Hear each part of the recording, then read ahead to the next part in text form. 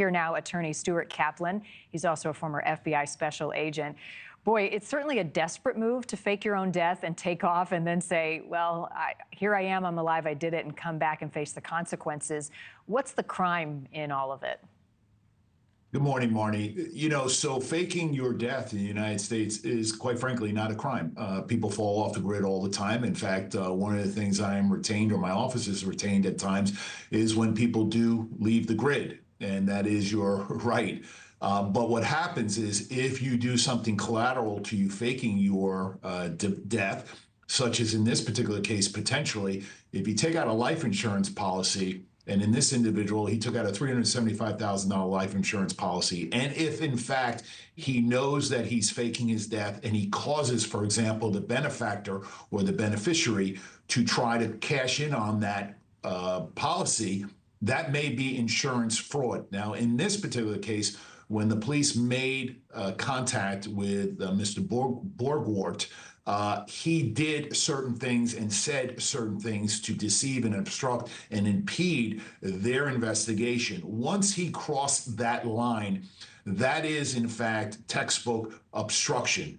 Now, quite frankly, Marni, I think this has more to do with the city being upset that they've expended resources, man hours, I think in excess of $35,000. The only way to attempt to recoup that money is, in fact, to charge him with a crime and in their effort to have him pay back what's called restitution. I see this case is going to basically fade away. There are personal issues that I am aware of between him and his significant other. I think the police did an excellent job in tracking him down and locating him and satisfying the family that he was not abducted or drowned or, in fact, was dead. I think we should leave it at that because of the personal nature of some of the problems he was experiencing.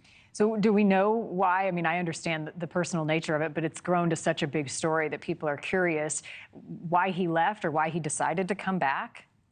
Well, let me just say, in the day of technology and being online, I think there was some, I'll leave it at this, that he was lured overseas by someone else that he may have showed or had an interest in. And I think once he got to his ultimate destination with respect to this potential other individual, I think he had doubts and reconsidered what he had done with respect to leaving the potential for his family to think that, God forbid, he had drowned and was dead. And I think he made the better choice then to try to reconnect and resolve this. And clearly, his own actions by coming back voluntarily speaks volumes for his, second guessing and trying to fix this. Well, the judge allowed him to keep his passport, and if he decides to flee, is there anything they can do?